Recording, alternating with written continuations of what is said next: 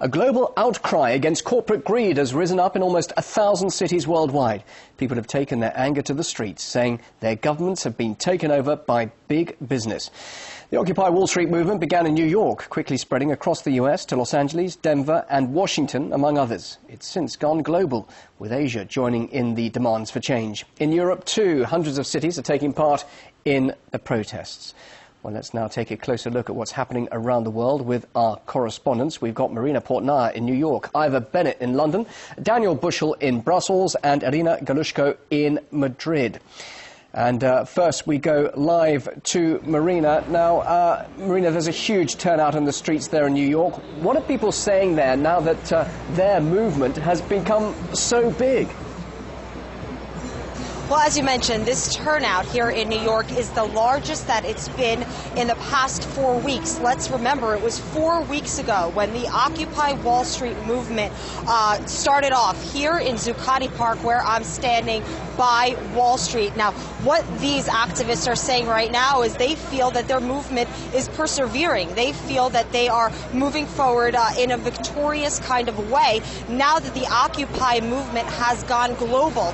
Thousands of people have been in and around Lower Manhattan showing their support for the Occupy movement or taking part in it all day long. Thousands, as I mentioned, in the park where I'm standing. There were hundreds that went to Chase Bank earlier in the day to withdraw their money and close their accounts. Hundreds, if not 1,000, have gathered in another area of Manhattan in Washington Square Park to also echo the sentiments that have been voiced by the activists of the Occupy Wall Street movement. And just about an hour ago, we received reports that at least 20 people that went into a Citibank to close their accounts were arrested by plainclothes police officers inside Citibank. But we have been speaking to all those that have come out onto the streets today to voice their anger, their frustration with the way that the U.S. system is run. Here's a little bit of what they had to say. I have no faith in Obama. I don't have faith in anybody in Congress. All they do, their Congress is bought and paid for by special interests. They're the ones who control the government. They're the ones who write legislation. Right now, corporations are kind of running the government by funding political campaigns, and then those politicians get into office, and of course, they're going to do what's in the corporation's best interest because that's who's funding them and that's who's giving them money. And the people are kind of left in the dust. People aren't getting what they deserve. People are still struggling. They work their full-time jobs. They work overtime, and yet there's people who can't even get an hour a week to work. Now, these are the sentiments that have been voiced here by the Occupy movement for 4 weeks now. But in the next few hours, we are expecting to see thousands gather in Times Square. That is where they are taking this demonstration. They will be focusing also on the amount of money the U.S. has spent overseas on wars, the decisions that are made when it comes to U.S. foreign policy, and the decisions that these activists say are the wrong ones, the ones that they say are bleeding the country dry, bleeding the common American dry. And while the U.S. leaders, of course, they believe are acting in their interests, not in the best interest of all Americans. Marina, thanks very much indeed for that live update from New York. Marina Portnar there. So, marches in the U.S. peaceful at the moment, as we've just been hearing. But what about Europe? Ivor Bennett, he's in London. Ivor, we saw huge public unrest there just a few months ago. How are things looking where you are at the moment? For the large part, the protests today have been very peaceful, but the atmosphere here has just suddenly, in the last few moments, got a lot more tense. That's because the police, which are still in vast numbers here, and you can see the line of police vans behind me, the protesters are gathered behind there. The police have been trying to disperse the last few remaining 100 hardcore protesters from the steps in front of the cathedral. They say they're trying to disperse them peacefully. They set up a cordon around them. They're not letting anyone into that cordon, but they're wanting people to leave. But as they started to disperse those people on the pavement, the protesters, they didn't want to move. They say they have a right to remain on the sidewalk there and to carry out their protest peacefully.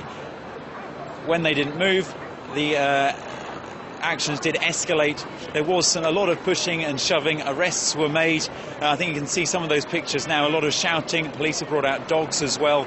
And as the crowd chanted "Shame on you" to the police, the atmosphere got a lot more tense. Now, we're not quite sure what's going to happen now, because what the police want to do is disperse these protesters, because they say this is private property and they have no right to remain here. Now, as for the protesters, earlier today there were reports of almost 3,000 people being present here. There were certainly well over 1,000. Talking to them in terms of an end goal, they're kind of, that's a little bit disorganised, but talking to them you soon realise that's not really the point. The point of why they're here today is because it's just to register their anger, and that's really what's galvanising all of them. Anger that their money, taxpayers' money, is continuing to be spent on bailing out banks. They're angry that the people in charge of those banks are still getting bonuses, and they see that as the architects of the economic disaster as being rewarded. And they're also just generally angry at the way the country's being run. And the phrase that's being continuously used today in terms of a slogan for today's action is "We are the 99%. They say that they make up the vast majority of this country, yet they have no control of how the country is being run. So they say this is their chance to strike back, and this is what some of them had to say. I've bought sleeping apparatus. I bought tents and sleeping bags. So, as long as I can secure food, then a longer stay as possible.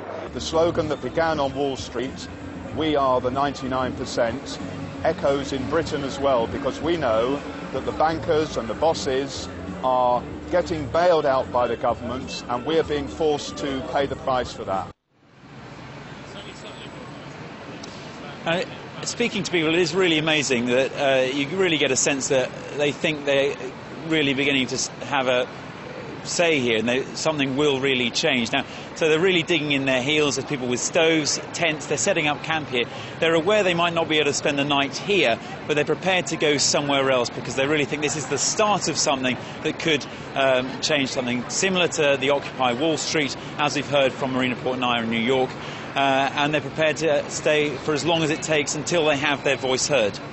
Ivor, thanks very much indeed for that. Ivor Bennett live in London. Well, Europeans have been focusing their anger on the centre of the EU's governance and politics, and that, of course, is Brussels. And Daniel Bushell is there. Daniel, protesters from around Europe where you are, does it look like the politicians might take any notice whatsoever of this movement?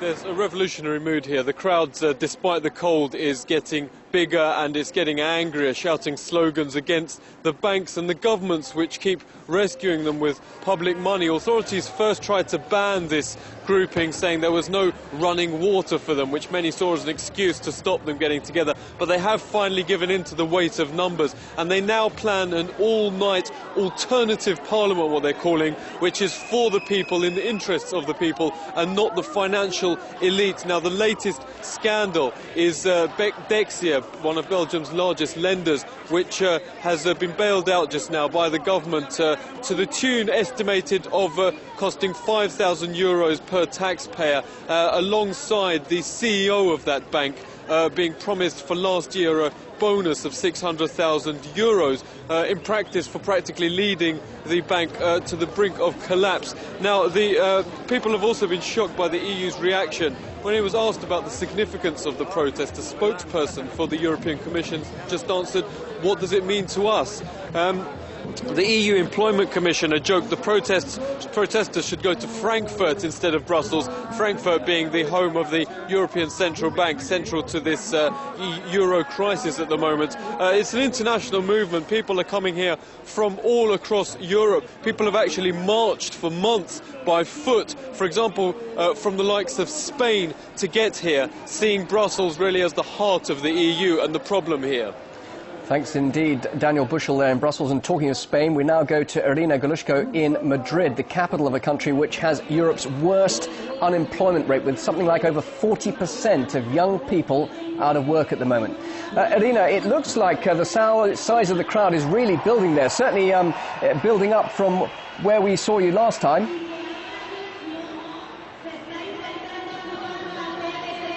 Definitely, that is absolutely right.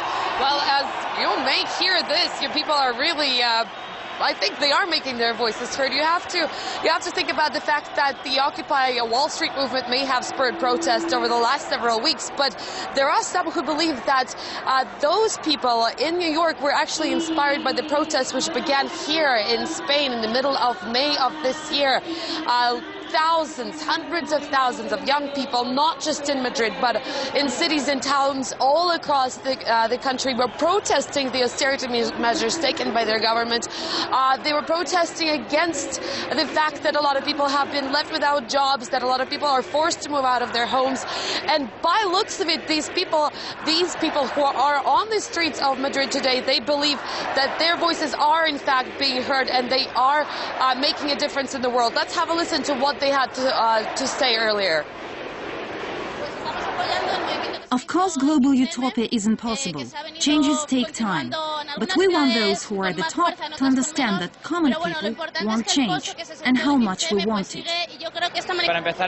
We want a transparent, horizontal society. We saw the Arab Spring, then the Spanish summer, the American autumn, and now we'll face a global winter. This may sound like quite a big goal, but you have to understand that these people who have gathered here, they actually have pretty much everything to lose. A lot of these people are ages 24 to 35. They have gotten their education, they have invested money into it. They are trying to build a family, trying to build homes, and they're robbed of that opportunity because the country, Spain, is in dire situation right now. It's been downgraded on almost weekly basis. The economic situation is incredibly bad, and these people here, for them, it's literally a matter of survival, of making a difference, of convincing the government, not just their own government, but governments world over, that something has to be done because they really need to see that there is a future for them.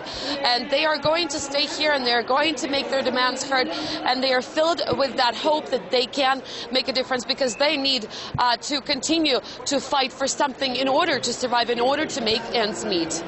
Irina Galushko in Madrid, Daniel Bushell in Brussels, Ivor Bennett in London, and Marina Portnaya in New York. Thank you all for the moment.